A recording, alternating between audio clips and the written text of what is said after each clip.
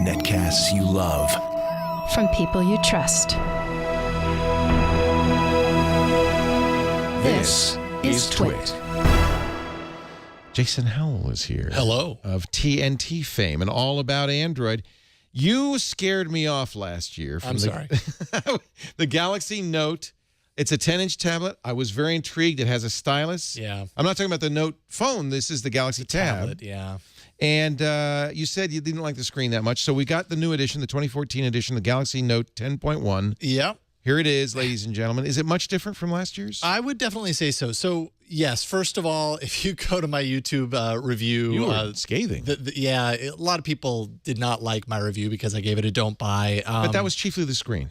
That was the big problem that I had. If you're paying $500 to $550 for a 10-inch tablet, it's premium tablet, it's premium territory as far as Android tablets are concerned. The resolution was 1280 by 800. Yeah, that's not good. And the reason for that, they said, was because of the Wacom technology.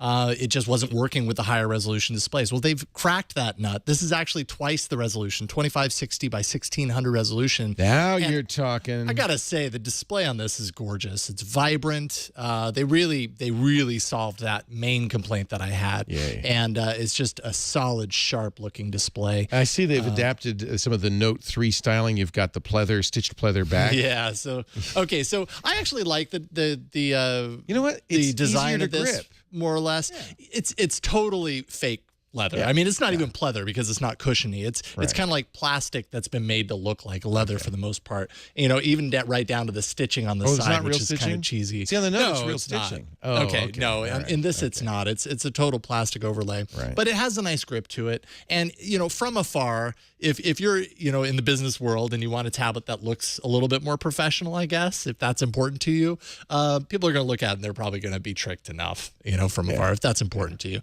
But overall, the design, I actually kind of like the design. I think the way that they, kind of have the glassy white with the chrome around the side kind of gives it a nice, more premium kind of look and feel.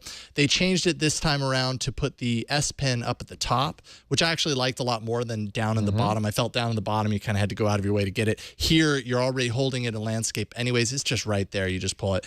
And quite frankly, having that S Pen with kind of some of the advanced functionality that it has down here, it has this little air command window, which I believe is part of the Note 3 as well. Yeah, and the Note 2. This is part of. Or I'm sorry, not the Note 2, the Note 3. Yeah, you're right. Yeah. And really cool, like right off the top, when you remove the pen, it opens up that window, and then you can get right to making your notes and everything.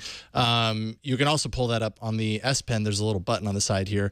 If I hover, you can see a little, I don't know if you can see that in the video, but you can see a little indicator that says where I'm hovering over. I press that button and it'll pop up the air command. So it's just some cool features like, hey, I want to, capture this desktop. So I draw that and that becomes kind of something saved in my scrapbook for later. I can write over the top of it. Little nifty features like that. Samsung's really promoted this notion that they do Android Plus. In fact, at their developer conference, they really wanted to talk about their SDKs, their overlay, TouchWiz. They didn't even mention Android, even though it's on an Android platform. This is a Samsung device. Absolutely. And it's pretty loaded as far as the specs are concerned. 1.9 gigahertz octa-core Exynos processor. This is the Wi-Fi version, 32 gig Wi-Fi version for $549.99. A caution on Exynos that I've learned from my Galaxy S4. Because it's a Samsung processor, it hasn't made it into the open source community, so these will not be readily rootable or modifiable. They're a little bit more difficult. Hard to remove TouchWiz on an Exynos. Yeah, and you got to be okay with TouchWiz. I mean, when you're in the Samsung world, as far as this is concerned, if it's not a Google Play edition, which this definitely isn't, you got to be okay with TouchWiz. That's why you buy a product like this, because of the stylus, because of the additional features, right? Yes, it's kind of a catch-22, right? Yeah. Like, you might not like overlay, but then again, they're not going to add in this functionality that isn't inherently built into the core of Android. Right. I mean, they're going to build around it. In the past, I haven't really cared much for TouchWiz. It didn't bother me as much this time around, and they've definitely made a lot of refinements here and a lot of advanced, kind of S Pen, as you say, S Pen functionality to kind of go into it. You've also got your multi-window support, so you have a menu over here on the side, so I could pull up Evernote on one side, and then I could pull up YouTube on They the promote other. this heavily in their advertising. I never used it. Do you find it useful? It's neat. I didn't find it directly useful. It seems like the kind of thing that might get useful over time. In the last week that I've been playing around with the tablet, didn't use it so much other than to They test it show out. people sending But it's neat text to have it. messages and dragging images from a gallery into the text message. Yeah, you really got to buy into Samsung's kind of thought process when you get a device like this. But as far as the specs are concerned, pretty octa-core processor, so that sounds great. 3 gigs of RAM. I will say that TouchWiz, one of my main complaints is just that it kind of has a certain lag that is hard to showcase right off. You almost have to like get in there and touch it and move it and operate it for a while, and you start to kind of just feel like TouchWiz slows things down. Like that lag. There we go. Yeah. That was like two Very seconds of a visible. switch. Yeah. So little things like that kind of are a little bit of a downside, but for the most part, they address my complaints. The display is excellent. The camera is still a camera. It's a camera on a tablet. I have a hard time rating those because I never use a tablet for the camera. So people do, but as long as it's serviceable, which it definitely is serviceable. How many here. megapixels? 8 megapixel on the rear and then 2 megapixel on the front. So pretty standard as far as that's concerned these days. Battery life was pretty okay. It's an 8220 milliamp hour lithium ion battery. They claim up to 9 hours, and I certainly didn't find myself in a situation where I was hurting battery life. If you use the Note 3, this just looks like a big boy version of the Note 3. And that's exactly what it is. I mean, it's all about the S Pen. That's right? smart though, because that's people presumably have used that, and so now they want something bigger. This is a logical place to go. Yep, absolutely. Gaming was great on it. Overall, I was really happy with this. So the lag is not a lack of processor speed. Yeah. Gaming is fine. Yeah.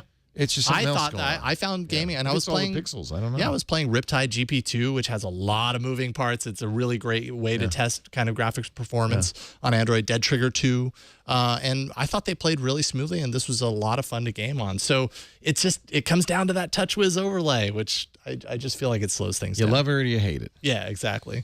As far as the pros, the display's magnificent. S Pen support is, you're not going to find this kind of integrated stylus, air quotes, support in many other tablets on Android right now. So the S Pen is part of that. And it has, I think, a pretty nice premium kind of stylistic approach this time around.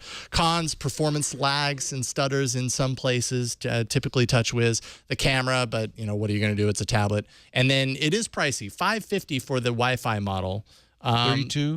32 gigs of storage, yes, on this. So I recommend it as a buy if, again, and I think I mentioned this last year, like if you want S Pen / advanced stylus support, it's kind of the game in town. It's probably the best as far as that category is concerned. If all you want is a nice premium tablet, I think you could probably look elsewhere because you don't need to spend that extra $50 to $150 for the S Pen if you're not going to use it that much. But I think for Wacom fans, they're going to love it.